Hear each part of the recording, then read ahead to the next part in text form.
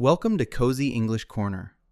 I am looking out the window right now, and the Columbus weather is doing exactly what it always does in late fall. Gray skies, a sharp drop in temperature, and everyone is suddenly wearing heavy coats. It is true.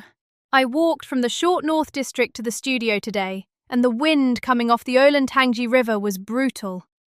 Everyone is rushing inside with their heads down. That Midwestern chill is a real thing. Beatrice, I am glad you made it here. You work as an HR director for a large insurance firm downtown. You spend your days listening to how people present themselves under pressure. I do. I interview dozens of candidates a week, many of them recent graduates from Ohio State or professionals relocating to the US. And I hear the exact same insecurity in their voices every single day. Which brings us to our conversation today. We are looking at a specific piece of grammar that causes completely unnecessary panic. Have versus have got. It sounds like a simple grammar lesson, but it is not. When people sit across from me in an interview, I can see them freeze. They wonder, should I say I have a degree or I have got a degree? Will I sound uneducated if I choose the wrong one? That is the silent anxiety of speaking a second language. You are not just trying to communicate a fact. You are trying to prove your worth. You are terrified that a tiny word like got will cost you a job offer. Exactly. And the irony is, native speakers use both interchangeably, but the emotional weight behind them is completely different. The difference is not about rules, it is about human connection. I want to unpack that. Let us start with the foundation. The word have. It is the original verb for possession. I have a car. I have a headache.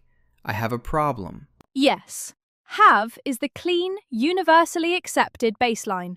In my corporate world, have is the suit and tie. It is professional, neutral, and safe. You write it in emails and on resumes. So if a candidate looks at you and says, I have 5 years of project management experience, that registers to you as competent and direct. Absolutely. It leaves no room for misinterpretation. But here is where it gets interesting. If someone uses have for everything, especially in casual moments, they can sound distant, almost robotic. I understand.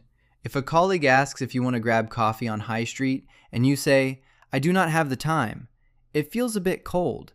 It shuts the door on the relationship. Yes, and that brings us to have got. When I hear people say, I've got, I immediately feel a shift in intimacy. It softens the room. Why is that? From a strictly structural perspective, adding the word got seems redundant. It means the exact same thing. It does mean the same thing, but it carries a different psychological weight. Saying, I've got a problem, sounds more vulnerable than saying, I have a problem. It is an invitation for someone to help you. That is a fascinating distinction. There is actually a linguistic truth to back that up. Studies in language evolution show that as English lost its older, complex endings, speakers naturally added words to give sentences more phonetic weight. Phonetic weight? That means we just want the sentence to physically sound bigger in our mouths. Precisely. The human brain often feels that the word have is too quick, too short to express strong possession or urgency. We add got to slow the sentence down and force the listener to pay attention. That makes so much sense. Think about when someone is stressed about money. In this economy, with housing prices in Columbus rising so fast, people do not just say, I do not have enough for rent. Right. They say, I haven't got the money. The addition of got emphasizes the harsh reality of the empty bank account. It adds emotional stress. Exactly. And yet so many English learners are terrified to use have got because they falsely believe it is incorrect grammar or that it is present perfect tense. Let us clear that up right now. Have got is not the past. It is not something that happened yesterday. It is happening right now. It means possession in the present moment. So saying, I have got a car, is identical in time and meaning to I have a car. It is just conversational. Yes, and notice how native speakers naturally contract it. We rarely say, I have got. We say, I've got. I've got a meeting. I've got a terrible cold. That contraction is the secret to sounding natural. When candidates use contractions, I instantly feel like they belong on the team. It breaks the invisible wall between us. It is interesting you say that. There is another counterintuitive fact here regarding cognitive load. Studies show that when non-native speakers obsess over choosing the right tense, their overall speech fluency drops by up to 40%. 40%? That is massive. So by overthinking have versus have got, they are actually sabotaging their entire interview. They are. Their brain is working so hard on the grammar that they lose their personality, their eye contact, and the passion for the job they are applying for. That breaks my heart. Because as an HR manager, I do not care if you choose have or have got. I care if you can solve problems. I want people to just choose one and say it with confidence. Guiding, structured. That is the ultimate advice. But let us give them the exact rules so they do not have to think about it anymore. Let us talk about negatives. Negatives are where I see a lot of mistakes. With have, you need an auxiliary verb. You say, I do not have, or I don't have. Right. I don't have a car. She doesn't have the password. You never say, I haven't a car. That sounds like a character from a British novel written 200 years ago. Yes, please do not say that in a modern workplace. But if you are using have got, the rule changes completely. You do not use do. You just add not to have. Exactly. I haven't got the time. She hasn't got a clue. It is a very rhythmic, natural pattern in American English. And again, haven't got carries that emotional weight. If an employee tells me, I don't have the report, it is just a fact.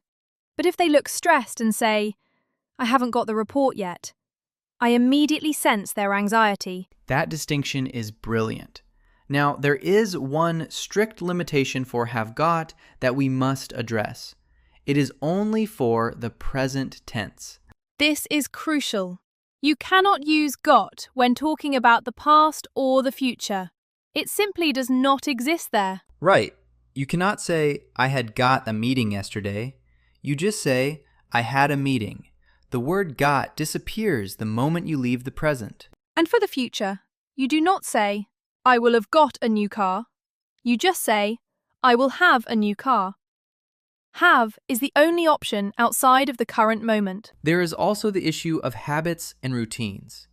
Beatrice, if you have a staff meeting every Monday, how do you express that? I would say, I have a meeting every Monday. I would never use have got for a routine. Have got is for right now. It is immediate. Exactly. I've got a headache means right now my head hurts. I have headaches means it is a chronic, recurring issue. They communicate totally different situations. I want to circle back to what you said earlier about the silent anxiety. When people understand these rules, they realize English is not trying to trap them. It is giving them tools to express different levels of emotion. That is the core philosophy of Cozy English Corner. Language is not a test to pass. It is a tool to connect. Let us practice this with a very common scenario here in Columbus. I am ready. What is the scenario? We are coworkers. We just finished a long meeting and we are walking out of our office building near the State House. I turn to you and ask, have you got time for a coffee? I would look at my watch and say, I haven't got much time, but I have a few minutes before my next call. Perfect. You used haven't got to express the immediate pressure of time and have to state the objective fact of your schedule. Then we walk into the coffee shop and I realize I forgot my wallet. I would tell you, Alex, I haven't got any cash on me. And I would reply, do not worry, I have my card. It is entirely natural. We blended formal and informal seamlessly. This is exactly what I want candidates to understand.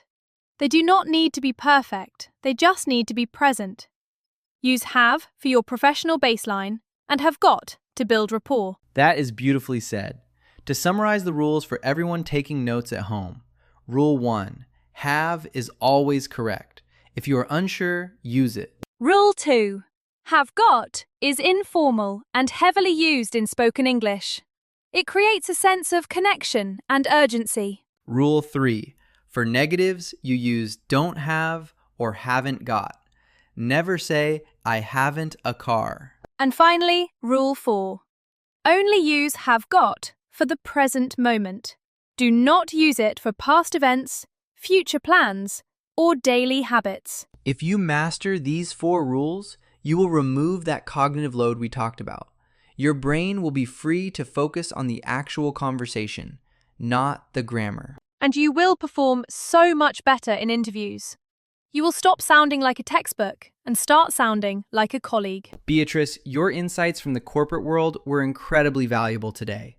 Thank you for walking through the cold Columbus wind to join us. It was my pleasure, Alex. I hope this helps someone out there walk into their next meeting with a little more confidence. I am certain it will. For everyone listening, it is homework time. It is a simple task to build your muscle memory. Write 1 sentence using have about your professional life, and write 1 sentence using have got about something you urgently need right now. Put them in the comments. We will read through them and give you feedback. Thank you for joining Cozy English Corner. Stay warm, keep practicing, and we will see you next time.